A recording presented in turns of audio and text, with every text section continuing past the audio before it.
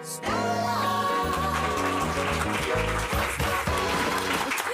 bonjour Julien. Bonjour à tous. Bonjour Chris, comment ça va? Bonjour Julien, ça va bien. Bon, super.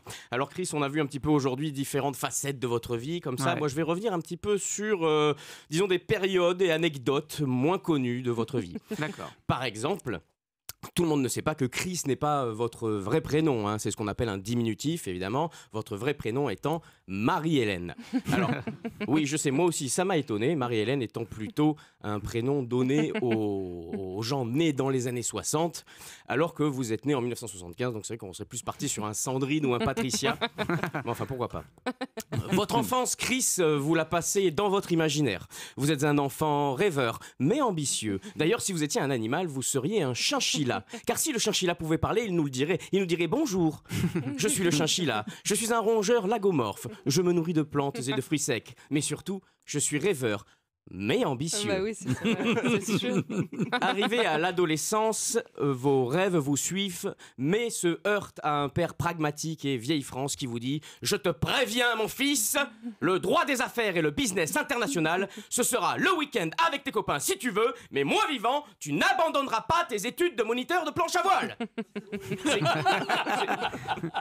C'est donc contre leur avis que vous entrez en école supérieure de commerce à Rouen. Là-bas, vous apprenez à closer un deal, à challenger un prospect et développer même votre propre technique de vente que vous appellerez la règle des 3 F, à savoir flexibilité, force de vente, philosophie d'entreprise.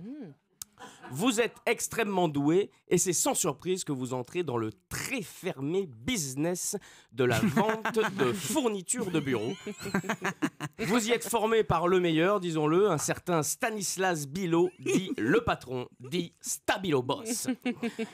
Et vous commencez à très bien gagner votre vie. Vous roulez en TDI, portez des chemisettes brodées au blason de votre entreprise et il n'est pas rare que vous vous baladiez avec 20, 40, voire 60 € en liquide. Bref, comme le disent vos collègues à l'époque, Marie-Hélène, il fait du chiffre. Mais cela ne vous suffit pas.